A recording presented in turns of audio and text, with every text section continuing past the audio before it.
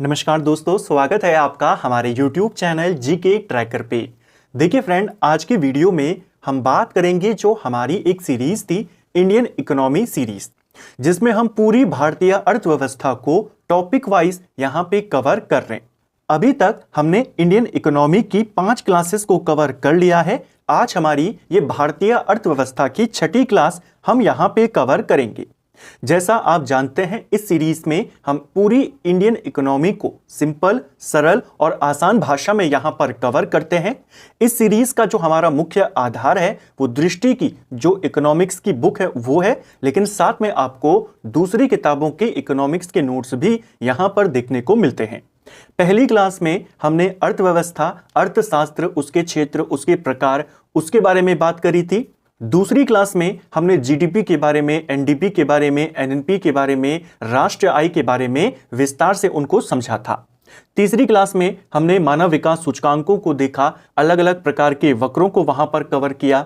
अगली क्लास में हमने जो और इंपॉर्टेंट सूचकांक हैं उनको देखा, और फिर लास्ट क्लास में हमने जो सतत विकास लक्ष्य हैं, एसडीजी के जो लक्ष्य हैं, उनके बारे में डिटेल में जाना। अब हम चौथे चैप्टर को यहां पे शुरू करेंगे, जिसका नाम है भारत में भूमि सुधार। भारत में भूमि सुधार को लेकर के क्या क्या व्यवस्थाएं थी, अब क्या क्या व्यवस्थाएं हैं, क्या क्या प्रयास किए गए हैं, कैसे भूमि को सुधारा यहां पे जा सकता है, भूमि सुधार का अर्थ क्या है, वो सब हम आज के वीडियो में यहां पर जानेंगे। भारत में भूमि सुधार को हम 2 क्लासेस में कवर करेंगे।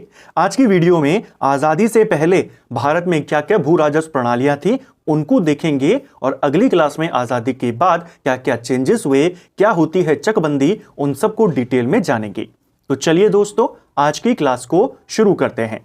सबसे पहले बात करेंगे भारत में भूमि सुधार। होता क्या है भूमि सुधार? देखिए, भूमि सुधार का अर्थ है भू स्वामित्व का उचित और न्यायपूर्ण वितरण सुनिश्चित करना। यानी भूमि का वास्तविक मालिक कौन है उसे प्रॉपर तरीके से निर्धारित करना, ताकि लोगों के साथ अन्याय ना हो सके।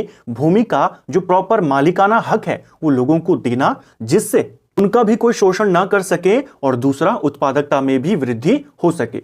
यानी भूमि, क्योंकि भूमि क्या है, भूमि एक सीमित संसाधन है, तो उस सीमित संसाधन का ज्यादा से ज्यादा, मैक्सिमम से मैक्सिमम अच्छा इस्तेमाल वो किस तरीके से किया जा सकता है जिससे लोगों को भी परेशानी ना हो और सरकार को भी राजस्व मिले, उसी को कहते हैं भूमि सुधार। ठीक है, भूमि सुधार के माध्यम से कृषि उत्पादकता को बढ़ाने और सामाजिक न्याय को सुनिश्चित करने का प्रयास किया जाता है। ठीक है, यानी इसके माध्यम से कोशिश करी जाती है कि सामाजिक न्याय भी वहां पर हो सके, यानी लोगों की बराबरी वहां पर हो सके। सभी लोग, ऐसा ना हो कि कुछ किसान ही रह गए, गरीब किसान रह गए जिनके पास भूमि नहीं है, और कुछों के पास इतनी बड़ी बड़ी भूमि है और वो जमींदार वहां पर रह गए।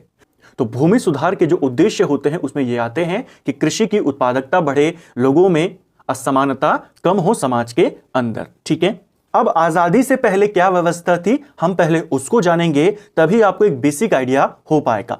इस टॉपिक में बहुत सारे सवाल आपके पास पेपर में बनते हैं, चाहे वो कितनी भी भू राजस्व प्रणालियां आजादी से पहले अंग्रेजों के काल में रही हो, चाहे वो स्थायी बंदोबस्त हो, रैयतवाड़ी बंदोबस्त हो, या महलवाड़ी बंदोबस्त हो, इजारेदारी बंदोबस्त हो, ये सब आपसे पूछे जाते हैं।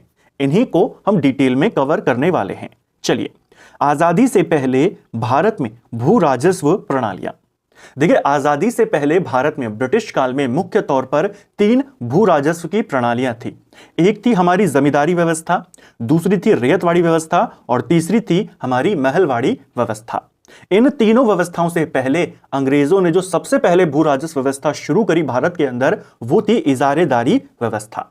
तो पहले इसको जानते हैं। देखिए, इजारेदारी व्यवस्था को शुरू किया था वॉरेन हेस्टिंग ने। वॉरेन हेस्टिंग जो था वो बंगाल का गवर्नर था, बाद में उसे भारत का गवर्नर बनाया गया। वॉरेन हेस्टिंग जो था, इसने 1772 में बंगाल में इजारेदारी व्यवस्था की शुरुआत करी। ये जो इजारेदारी व्यवस्था थी, यह एक पंचवर्षीय व्यवस्था थी, जिसमें राजस्व वसूलने का अधिकार उच्चतम बोली लगाने वाले को 5 साल के लिए दिया जाता था। यानी लोगों के पास जो खेती करते हैं, जो किसान करते हैं, उनसे टैक्स कौन वसूल करेगा और सरकार को देगा, इसके लिए बोली लगती थी। जो भी ठेकेदार ज्यादा बोली लगाता था उसको ठेका दे दिया जाता था 5 साल का, कि ये इलाका अब आपका है, 5 साल तक यहां से राजस्व कलेक्ट करके आप सरकार को देंगे। तो ये किस व्यवस्था में होता था? इजारेदारी व्यवस्था। इसे किसने शुरू किया? Warren Hasting. कब शुरू किया? 1772। 1772 में इसे शुरू किया गया था। 5 साल की व्यवस्था है तो पहले 5 साल पूरे होंगे 1777 में। 1777 से इसे वार्षिक कर दिया गया, यानी जो ठेके अभी 5-5 साल के लिए दिए जा रहे थे अब वो 1-1 साल के लिए दिए जाने लगे। जो इजारेदार होते थे, जो किसानों से टैक्स वसूल करते थे सरकार को देने के लिए, वे भूमि के मालिक नहीं होते थे, केवल कुछ समय के लिए उनको ठेका दिया जाता था। ठीक है, लेकिन इस व्यवस्था के कई सारे दोष थे जिसमें इजारेदार जो था वो किसानों का शोषण करता था, क्योंकि जमीन उसकी मालिकाना हक तो है नहीं, कुछ ही समय के लिए उसको मिली है, तो जितना वो लाभ उठा सके उसका वो प्रयास करता था और किसानों का और ज्यादा शोषण यहां पर होता था। तो इजारेदारी व्यवस्था हमने यहां पर देखी। अब आप इससे रिलेटेड कोई भी क्वेश्चन अगर आपके पास आता है आप कर सकते हैं। 1793 में कॉर्नवालिस के द्वारा स्थायी बंदोबस्त लागू किया गया और इजारेदारी व्यवस्था को खत्म कर दिया गया। अब हम चलेंगे दूसरी भूमि व्यवस्था के बारे में, जिसका नाम है जमींदारी व्यवस्था। देखिए, जमींदारी व्यवस्था को जमींदारी व्यवस्था के अलावा स्थायी व्यवस्था या स्थायी बंदोबस्त भी कहते हैं और इसे इस्तमरारी व्यवस्था या इस्तमरारी बंदोबस्त भी कहते हैं। जो कॉर्नवालिस ने भू व्यवस्था जारी करी थी उसी के ये सारे नाम हैं। अब इसके बारे में जानते हैं। 1790 में कॉर्नवालिस ने एक 10 वर्षीय भू राजस्व व्यवस्था लागू करी। इसमें भूमि का स्वामी और लगान वसूली का अधिकार जमींदार को ही माना गया।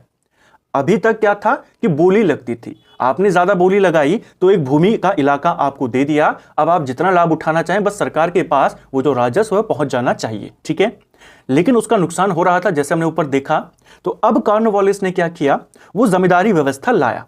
जमींदारी व्यवस्था के अंतर्गत जो जमींदार है उनको भूमि का मालिक मान लिया गया कि ये भूमि अब आपकी है, मालिकाना हक आपका है, आप किसानों से खेती करवाइए, जो भी टैक्स वहां पर होगा, जो भी उपज वहां पर होगी, आप क्योंकि आप जमीन के मालिक हैं, आप हमको वो टैक्स देंगे। इसे जमींदारी या मालगुजारी व्यवस्था भी कहते हैं। तो ये इसके इतने सारे नाम हैं। 1793 में कॉर्नवालिस ने इस व्यवस्था को बदलकर स्थायी कर दिया। शुरुआत में कॉर्नवालिस ने जो भू राजस्व व्यवस्था शुरू करी वो 1790 में करी, वो उसने 10 साल के लिए करी, लेकिन फिर 1793 में आकर उसने क्या कर दिया, स्थायी कर दिया। राजस्व उसने फिक्स कर दिया कि इतना टैक्स आपने देना ही देना है, चाहे कुछ भी हो जाए, चाहे अकाल पड़ जाए या बाढ़ आ जाए। लगान वसूली का 10/11 भाग सरकार को और शेष 1/11 भाग जमींदार के लिए नियत किया गया। देखिए, जब कृषि होती थी तो उसके 3 प्रमुख वहां पे हिस्सेदार होते थे। एक होंगे वो किसान जो खेती कर रहे हैं, दूसरा होता था जमींदार जिसके खेत में खेती कर रहे हैं, और तीसरी होती थी सरकार यानी ब्रिटिश सरकार। अब सरकार ने कहा कि अगर आप मान लीजिए 11 किलो यहां पर गेहूं की खेती करते हैं तो उसमें से 10 किलो तो आप हमको दे देंगे। ये फिक्स कर दिया। अब चाहे वो 11 की जगह 15 उगाएं या वो 5 उगाएं, आपने इतना तो सरकार को देना ही है। बचा 1/11 भाग ये जमींदार को मिलेगा और इसी में से जमींदार कुछ हिस्सा किसानों को भी देगा।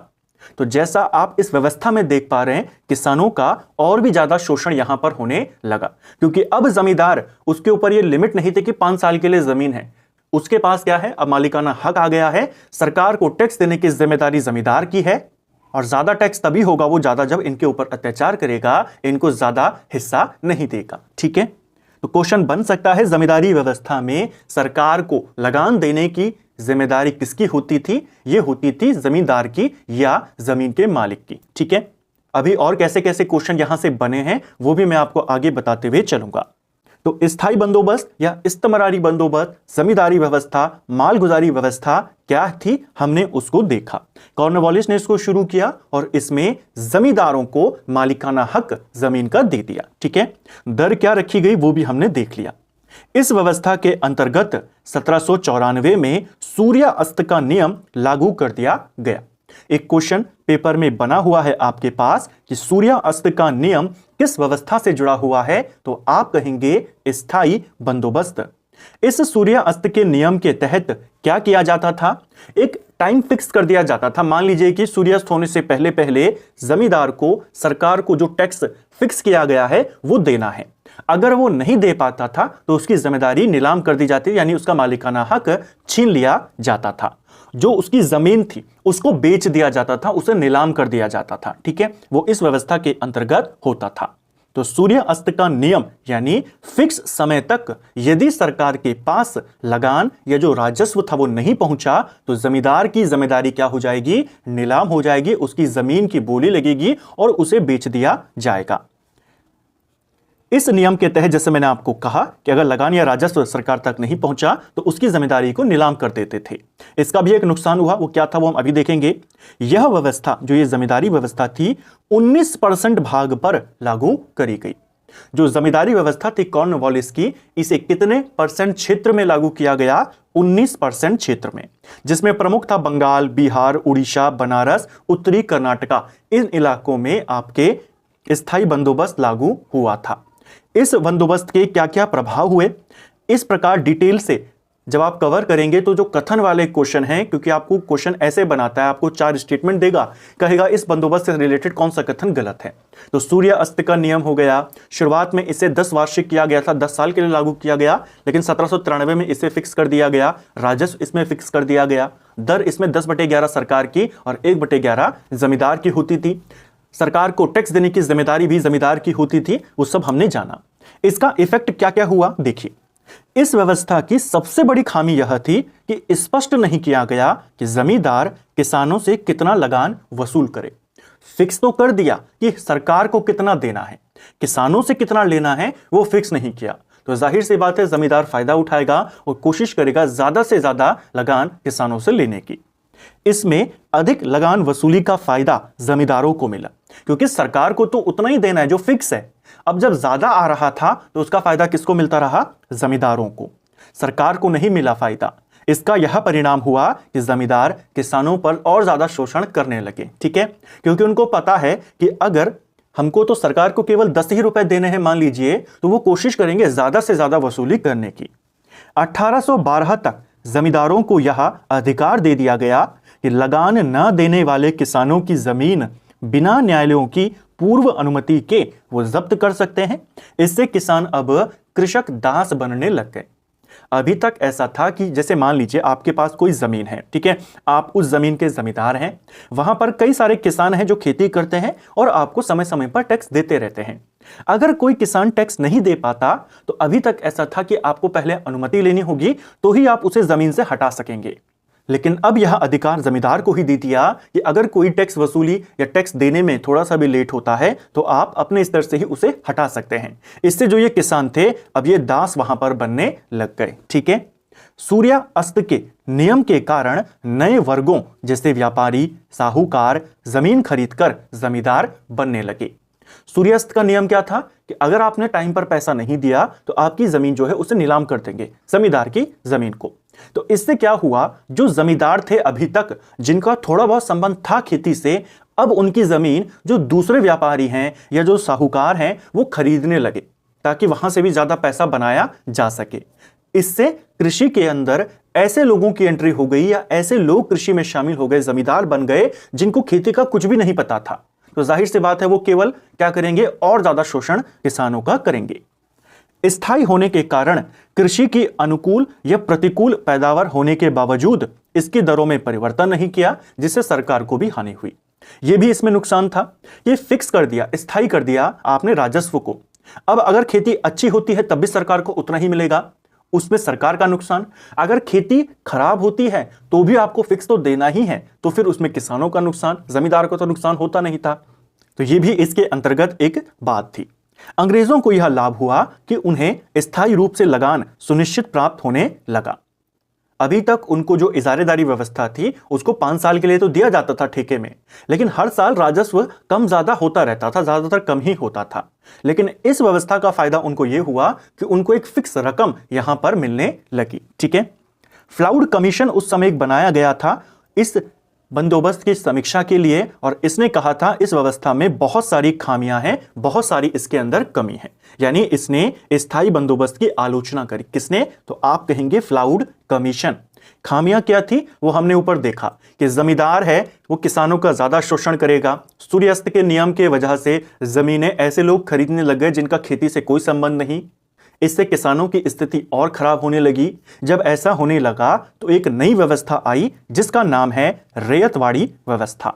हमने 2 व्यवस्थाओं को देख लिया, अब बात करेंगे तीसरी भू राजस्व व्यवस्था के बारे में। अब देखिए रैयतवाड़ी व्यवस्था में क्या क्या चीजें करी गई थी।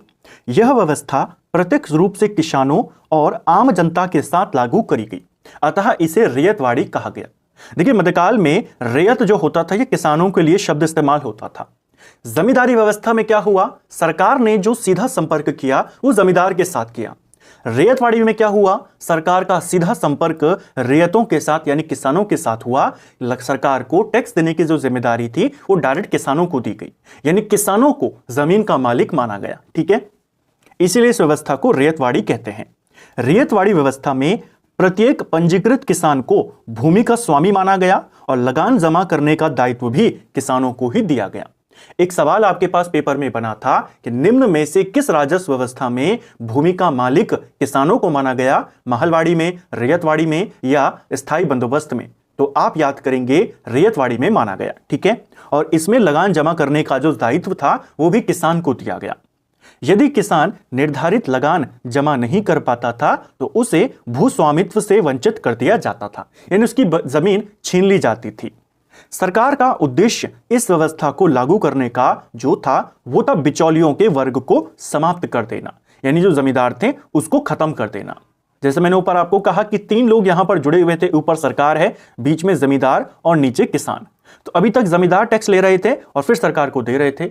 सरकार ने कहा इन्हीं को हटा दो, हम डायरेक्ट किसानों से बात करेंगे। यही थी आपकी रैयतवाड़ी व्यवस्था। रैयतवाड़ी व्यवस्था का जन्मदाता टॉमस मुनरो और कैप्टन रीड को माना जाता है।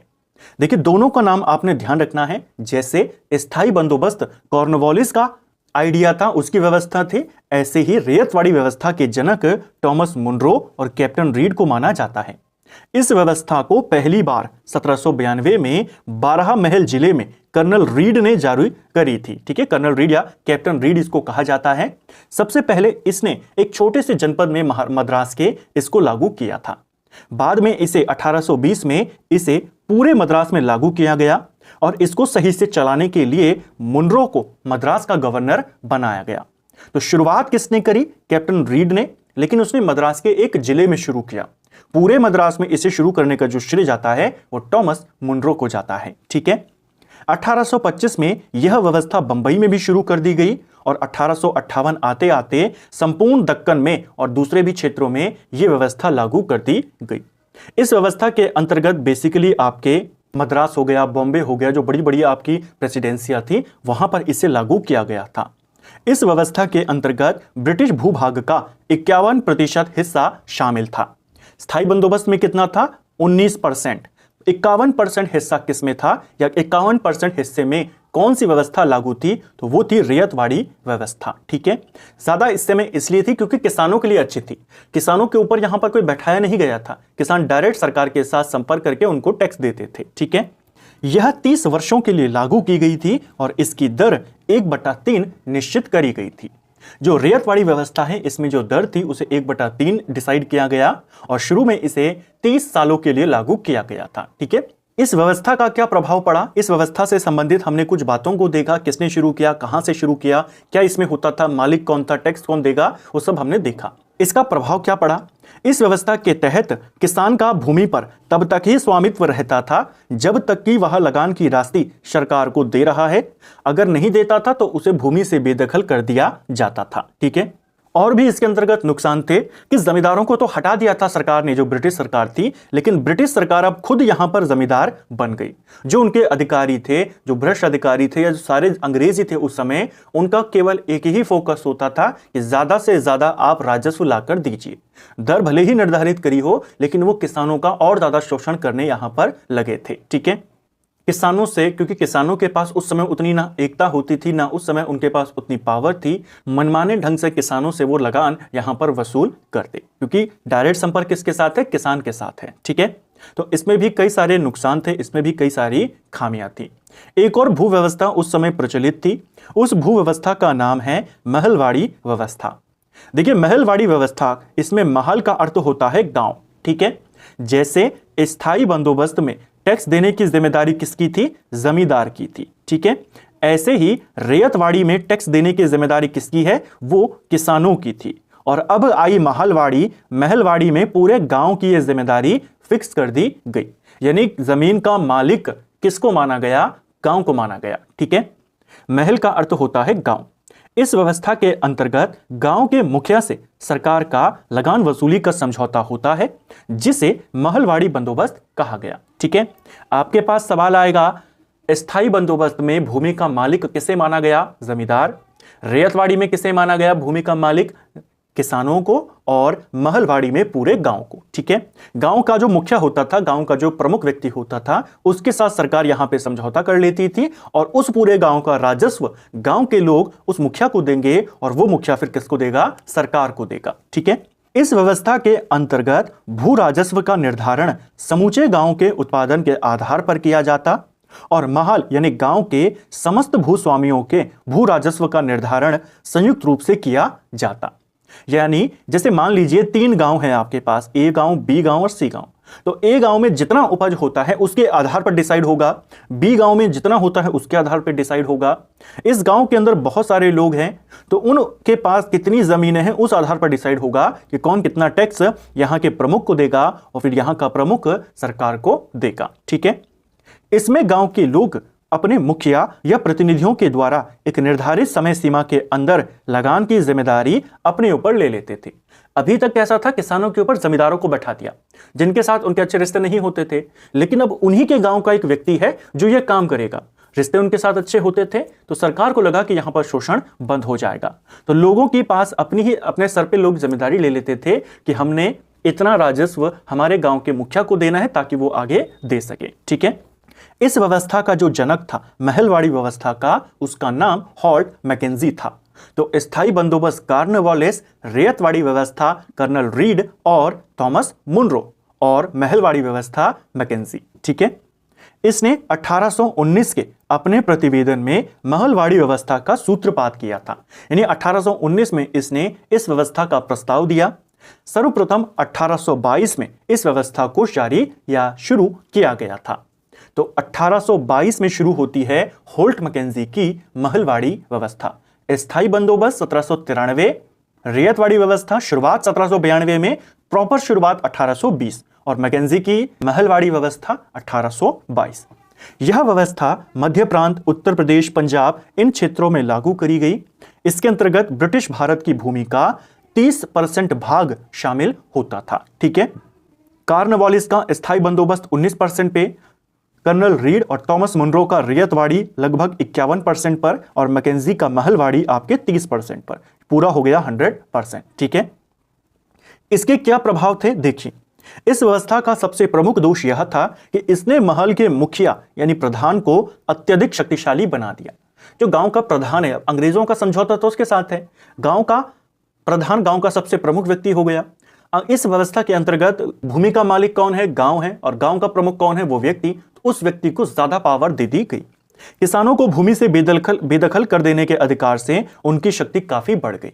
यानी अब जिस गांव में वो किसान खेती कर रहे हैं उनको हटाने का अधिकार भी किसको दे दिया? प्रधान को दे दिया। इस तरीके से इस व्यवस्था का दूसरा दोष यह था कि इससे सरकार और किसानों के प्रत्यक्ष जो संबंध बने थे रैयतवाड़ी में, वो इसमें खत्म हो गए। ठीक है, रैयतवाड़ी में कैसा था? किसान और सरकार डायरेक्ट आपस में कांटेक्ट में थे, बीच में कोई व्यक्ति नहीं था। यहां पर कौन है? यहां पर बीच में गांव का मुखिया था। ठीक है, तो महलवाड़ी व्यवस्था ये थी।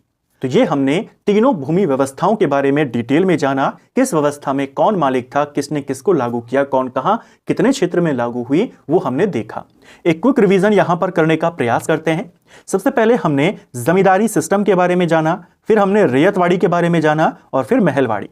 जमींदारी सिस्टम 19% क्षेत्र में, रैयतवाड़ी 51% में, महलवाड़ी 30% में लागू करी गई थी। स्थायी बंदोबस्त को 1793 में, रैयतवाड़ी को प्रॉपर तरीके से 1820 में, महलवाड़ी को 1822 में शुरू किया गया।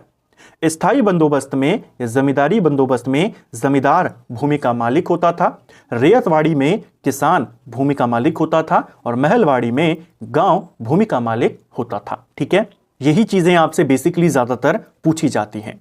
तो फ्रेंड्स, ये था हमारा आज का वीडियो जिसमें हमने स्वतंत्रता से पहले भारत में भू राजस्व की कौन कौन सी व्यवस्थाएं प्रचलित थी उनको यहां पर देखा। अगली क्लास में जो हमारी भारत में भूमि सुधार का सेकंड पार्ट होगा, उसमें हम भूमि सुधार कैसे कैसे किया जा सकता है, अब तक क्या क्या चीजें करी गई हैं, चकबंदी को लेकर के, भूमि के पुनर्गठन को लेकर के, काश्तकारी अधिनियमों को लेकर के, काश्तकारी सुधारों को लेकर के, संवैधानिक सुधार, वैधानिक सुधार क्या क्या हुए हैं, उनके बारे में डिटेल में जानेंगे। वहां से भी आपके पास सवाल बन जाता है। तो अगली क्लास में आपका जो ये पूरा चैप्टर है भारत में भूमि सुधार, वो आपका कंप्लीट हो जाएगा। उम्मीद करता हूं आपको आज का वीडियो पसंद आया होगा। अगर आपको ये वीडियो पसंद आया है तो वीडियो को लाइक करें, चैनल पर नए हैं तो चैनल को सब्सक्राइब करें, वीडियो को शेयर करें। वीडियो आपको कैसा लगा कमेंट बॉक्स में हमें जरूर बताएं। Thank you friends.